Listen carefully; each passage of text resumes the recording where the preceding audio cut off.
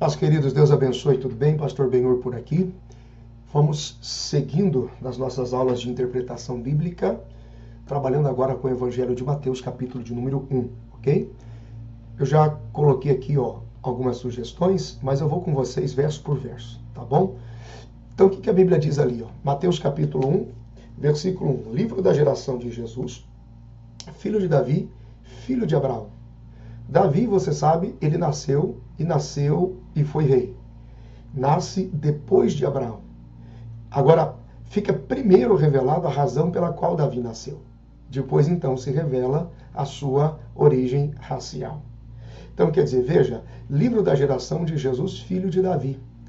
Percebe que Jesus está primeiro e Abraão está numa ordem sequencial última. Por quê? Porque aquele que já nasceu para ser rei é antes de todos. Então, Cristo é o Senhor Rei, Rei dos Reis, Rei dos Reis, Senhor dos Senhores. No versículo de número 2, Abraão gerou Isaac, que gerou a Jacó, que gerou a Judá e os seus irmãos. Então aqui a gente tem o primeiro grupo da chamada 14 gerações, que vai do capítulo 1, do versículo 1 ao 17 de Mateus. Então nós estamos tratando do livro da humanidade de Cristo. E o que está em destaque aqui é a herança e a filiação de Jesus. Ok? Agora nós temos ali versículos 3 e 4, por favor. E Judá gerou a Tamar, e eu destaco aqui Tamar, tá vendo? A Pérez e a Zerá. Pérez gerou a Esrom gerou a Arão. Arão gerou a Aminadab gerou a Naasson, e Naasson gerou a Salmão. Então nós temos aqui Tamar surge como a primeira mulher que se tornou mãe de um reino e de um sacerdócio. Então ela recebe destaque aqui junto com mais algumas mulheres que a gente vai ver aqui. Qual é a próxima? Aqui, Raabe. Vou destacar ali, versículo 5. Olha lá. Raabe e Salmão gerou de Raabe a Boaz. Boaz gerou a Ruth. Aqui está a terceira mulher, que eu chamo de as 4 mulheres de Jesus na genealogia. A Obed gerou a Jessé gerou a Davi, e Davi gerou a Salomão, da quem foi mulher de Urias. E eu quero fazer esse destaque aqui, da que foi mulher de Urias, porque aqui a gente está falando de quem? A gente está falando de Batseba. De Batseba, porém o nome dela nem aparece aqui. Então nós temos aqui, no versículo de número 5, nós temos aqui a segunda mulher, tá? Da genealogia de Jesus, que é Ruth, a Moabita, ok? Aqui nós aprendemos que pelo processo da graça, que é antes do pecado, e pela conversão do coração, ela pôde se alistar para a família do reino de Deus. Eu vou te dar um destaque sobre isso. Então veja só, aqui nós temos Tamar, aqui nós temos Raabe, Ruth, e aqui nós temos Batseba, ok? Então veja só, as genealogias, ou a genealogia sempre foi machista. Ele gerando ele, gerando ele, gerando ele. Mesmo que é de total conhecimento que a descendência só seria dada por causa da mulher. Só viria por causa da mulher, mas não era considerado, era um ambiente machista. E aqui, Jesus permite que seja colocado na sua genealogia, seja contado a respeito da história, 4 mulheres. E essas 4 mulheres aqui, elas não são mulheres assim que talvez lhe chamaria a atenção, observar, seguir, ou até mesmo desenvolver um relacionamento ou parentesco com elas. Então essa aqui é a Tamar de Judá, que os 2 primeiros filhos morrem ao se relacionar com ela, depois ela se disfarça em prostituta para poder enganar o sogro e ter direito à herança. Nós temos Raabe, a pecadora, nós temos Ruth, a moabita, e nós temos Batseba, a mulher de Urias. Quer dizer, que com Davi se envolveu e cometeram um pecado.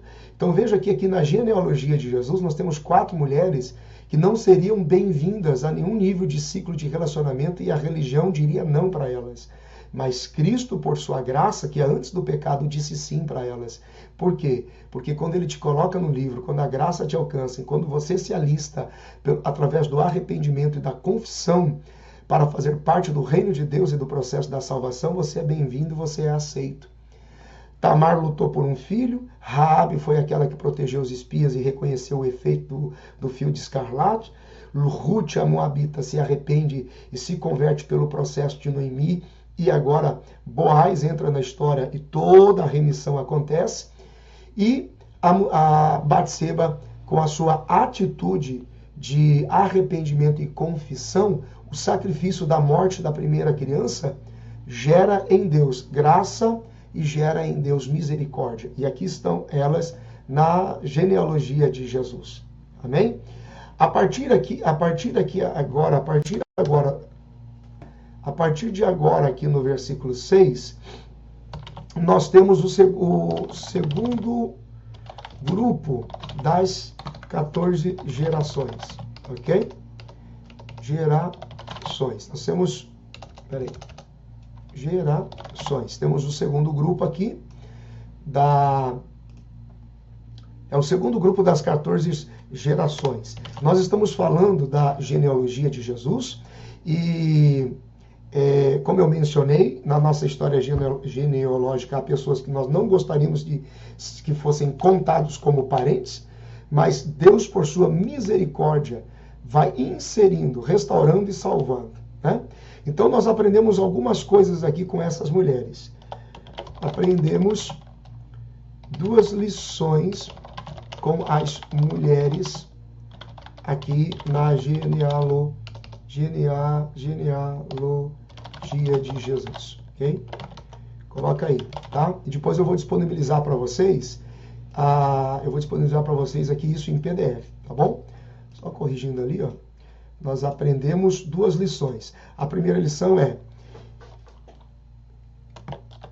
não podemos seguir os passos da religião, os passos dos fariseus da religião. Ok? A religião sempre exclui. O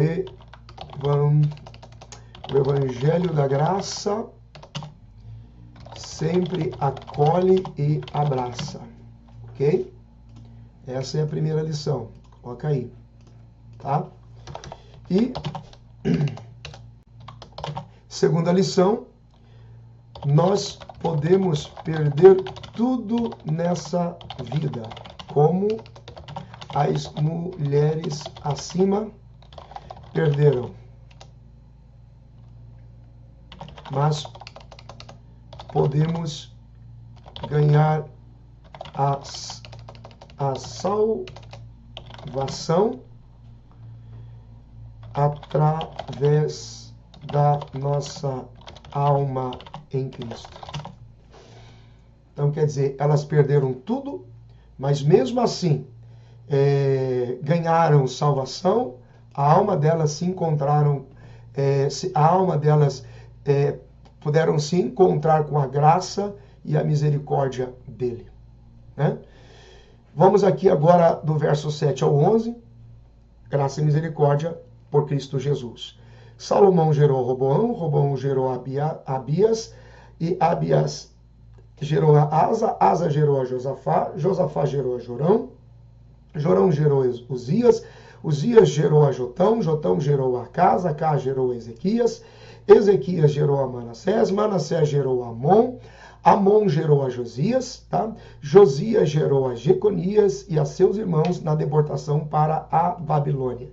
Então, a observação aqui que eu posso fazer, e quero fazer apenas para entendimento, porque nós estamos lançando apenas luz sobre a ideia da estrutura genealógica, de Jesus, na sua estrutura como humanidade, eu quero destacar aqui a pessoa de Josias, tá? E destacar o seguinte, que aqui em Jeconias foi onde Deus encerrou a glória dos filhos de Salomão, tá?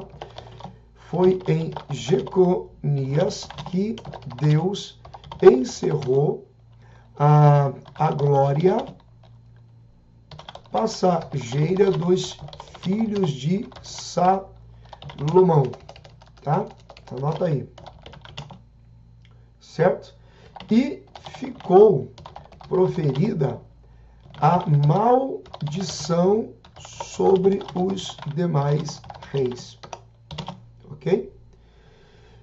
Por essa razão que José não poderia ser pai biológico de Jesus, ok? Aqui está o fator determinante por que José não poderia ser pai biológico de Jesus. Foi na pessoa de Jeconias que Deus encerrou a glória passageira dos filhos de Salomão. Isso é importante ser considerado. Eu preciso que você vá comigo lá no livro de Jeremias agora. Foi por essa razão que não pôde sair de José, biologicamente, a geração de Jesus. Então, no capítulo 22 do profeta Jeremias, versículo 22, ó moradora do Líbano, que faze no alto dos cedros o teu ninho, com grandes gemidos se ouvirão quando as dores te acometerem, como os ais da mulher em trabalho de parto. Chamando a atenção aqui nesse versículo, porque é o fim de Jeconias, é o fim da linhagem real de Salomão. Quer dizer, José, o esposo de Maria, mesmo sendo descendente de Salomão, ele não poderia ser agora rei. Ele não poderia entrar na genealogia como rei. Então, Jeoacás, o mesmo que Salum, que todos pertenciam à dinastia de Acás. Então, Jeoaquim, o mesmo que Eliaquim, na dinastia de Acás, e também Joaquim, o mesmo que Jeconias, na dinastia de Acás, e Zedequias também, o mesmo que Matatias. Então, acaba aqui agora toda a possibilidade de raiz genealógica de que José pudesse se tornar pai de Jesus. E nós temos também um destaque para o verso de número 30, que diz assim, assim diz o Senhor Jeová, escrevei que este homem sem descendência é um homem que não prosperará nos seus dias, e nenhum homem da sua semente prosperará para se assentar no trono de Davi e reinar em Judá. Então aqui rompe-se com qualquer possibilidade para que em José estivesse a genealogia física, biológica de Jesus. Então a referência aqui, eu vou colocar aqui para você, Jeremias, para os que gostam de estudar mais fundo, Jeremias, capítulo 22, você lê o versículo 23 e você lê depois o verso 30. Ali está desfeita, porque essa foi a vontade de Deus.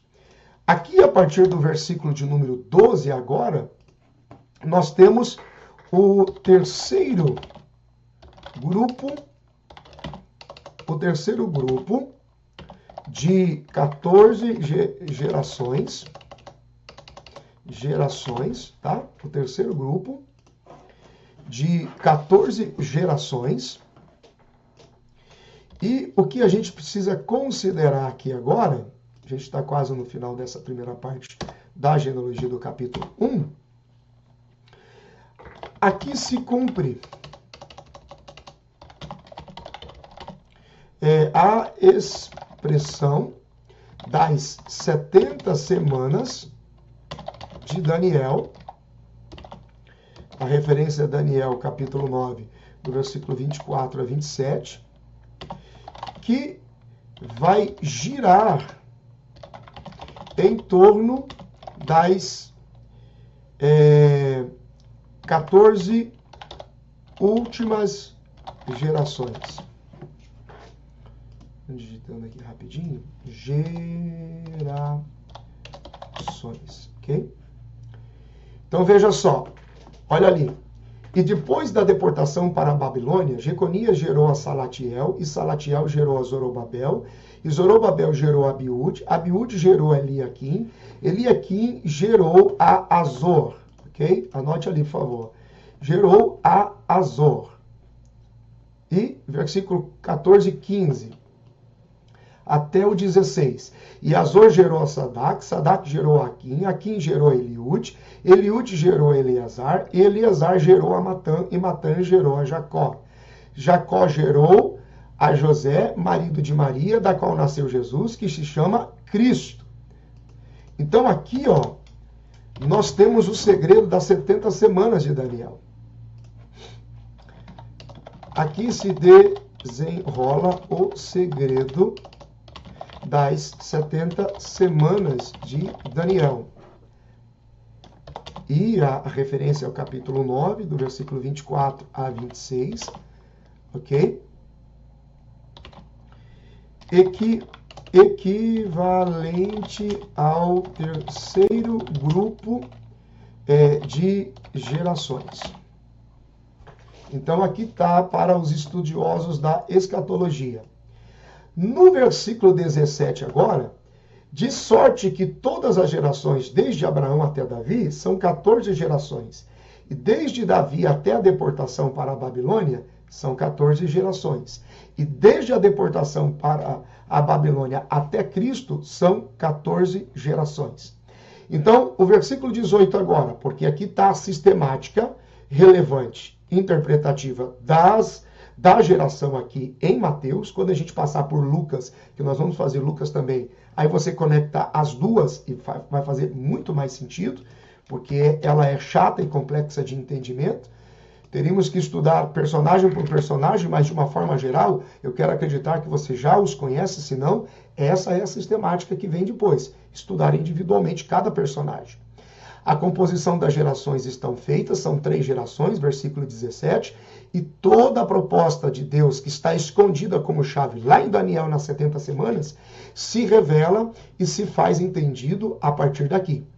No versículo de número 18 nós temos, ora, o nascimento de Jesus Cristo foi assim, que estando Maria, sua mãe, despojada com José, antes de se ajuntarem, antes de se ajuntarem, achou-se ter concebida pelo Espírito Santo. Então aqui, os problemas naturais, aqui advindos do nascimento de Cristo, e os direitos que José perdeu por ser seu pai adotivo, são os seguintes. Quando José assume Maria como pai adotivo de Jesus, porque Maria concebeu do Espírito Santo, José perdeu alguns direitos. Quais foram os direitos que ele perdeu? Primeiro, José perdeu o direito de dar um nome a seu filho adotivo. Por isso que quem deu o nome foi o pai legítimo, ou Deus. Ok? Anote aí.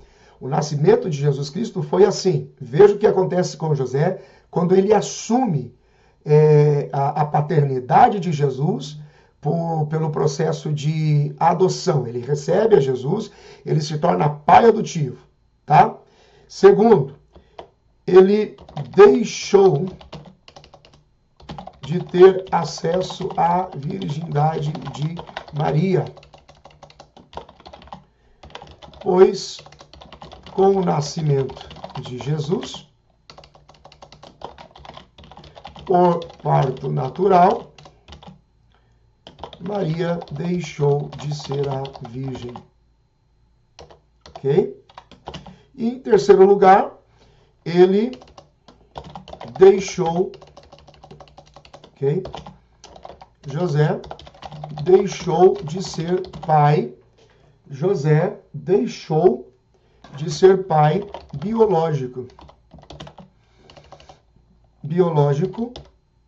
de seu filho primogênito.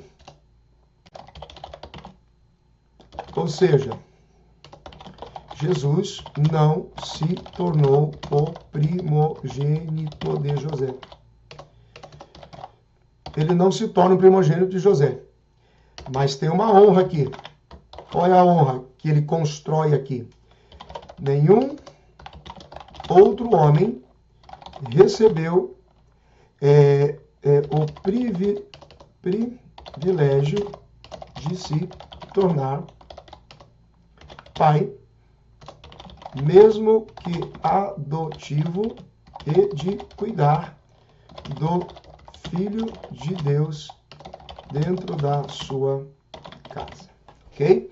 Então vamos considerar isso aqui. Veja que, assim como o anjo interviu avisando a Maria que ela conceberia, o anjo também interviu para que José não se assustasse e não saísse correndo.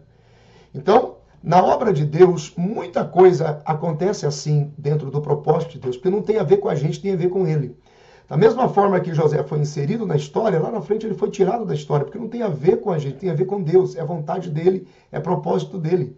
Nós estamos tendo o privilégio de ser coparticipante, cordeiros, das promessas, da herança, do sangue. Então, o Senhor está nos envolvendo para servirmos, para cooperarmos com Ele em todo o propósito. Porém, tudo é dele, por Ele e para Ele. Aqui está o preço pago. É por isso que nem sempre quando Deus te chama, quando Deus te envolve para viver algo sobrenatural dentro do propósito de Deus, não tem nada a ver com você, tem nada a ver com Ele.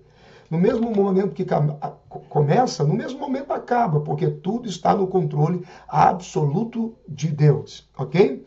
Versículo 19. Então José, seu marido, sendo justo e a não queria infamar, intentou deixá-la secretamente. O que é isso aqui?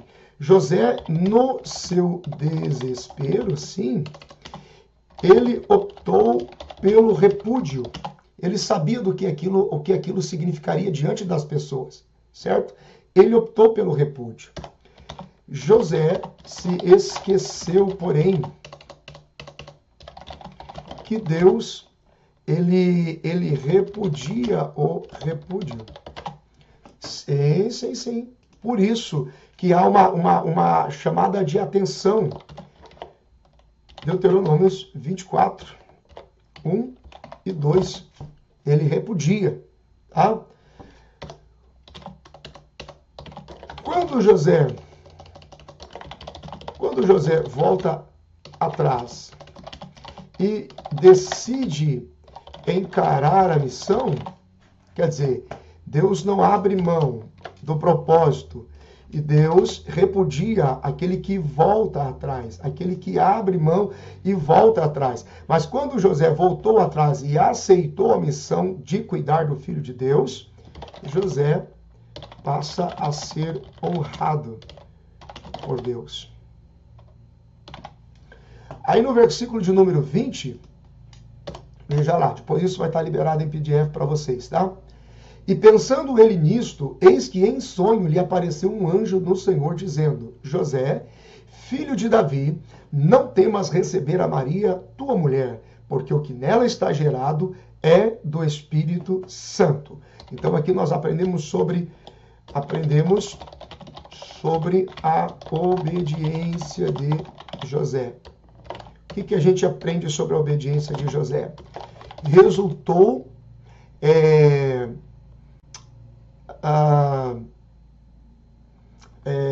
em privilégio de cuidar e formar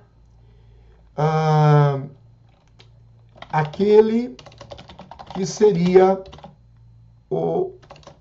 quem morreria e libertaria toda a humanidade um dia. Veja que ele tentou, porém Deus o visita e fala com ele a respeito do propósito de Deus. Certo? Então, a obediência de José lhe resultou, no lugar dos seus direitos perdidos, o privilégio que nenhum outro homem jamais teve. Qual é o privilégio? Qual é o privilégio? O que a gente aprende sobre a obediência aqui é de José, gente? Gravando já viu. O que a gente aprende sobre a obediência de José? É o resultado de um privilégio de cuidar e formar aquele que seria, quem morreria e libertaria a humanidade um dia. E o que mais? José abriu mão de fugir e ganhou como presente o direito de ou sonhar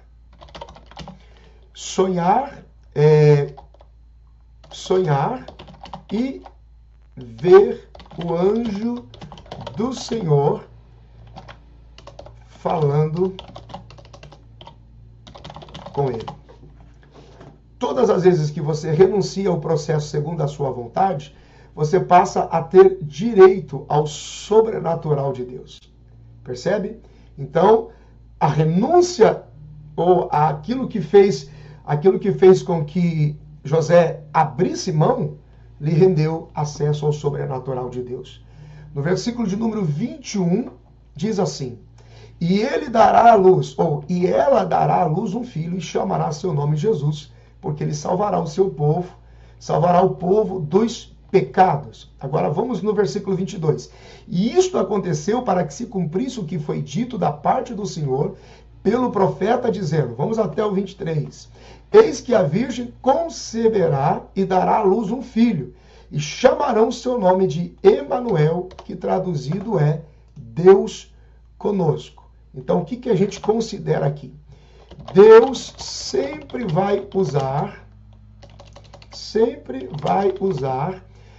circunstâncias adversas para cumprir a sua palavra.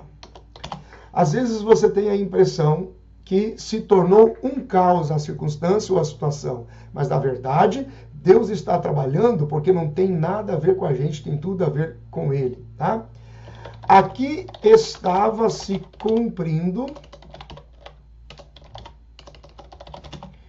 Gênesis 3:15, a semente da mulher. Não seria pela vontade da carne, nem pela vontade do varão, a gente vai ver isso mais na frente, nem pela vontade do sangue. Então tá lá, o versículo 23, está sendo concebido pela própria visitação de Deus, pela visitação do Espírito Santo, ok? Essa ação sobrenatural, então, esse mesmo anjo do Senhor, aqui, é o mesmo do Antigo Testamento.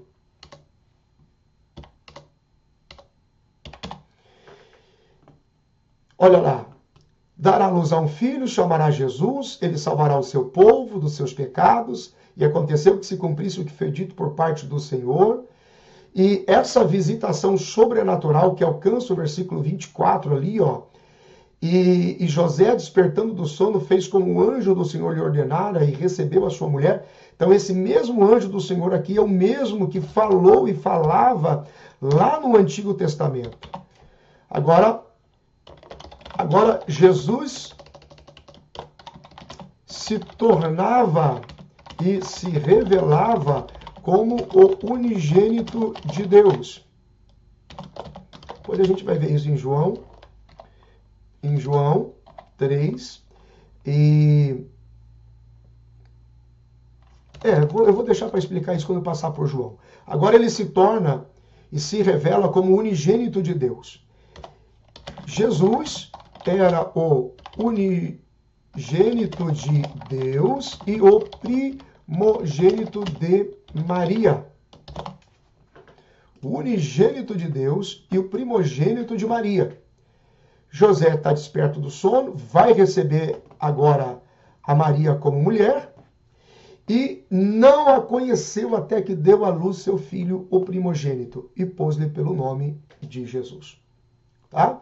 Então, essa é a estrutura relevante de pontos que talvez para você como aluno não eram destacados ou não eram destacáveis, que nos faz entender a respeito da genealogia de Jesus e de todo o absoluto controle de Deus sobre o processo da vontade, do querer e do efetuar. Tá bom? O PDF vai estar disponível para você. Até a próxima aula. Deus te abençoe. E essa foi mais uma aula do Abba Club. Se você quiser saber mais sobre a escola de interpretação bíblica criativa que mais cresce na internet, clique no link da descrição do vídeo para saber mais. Te vejo nas aulas.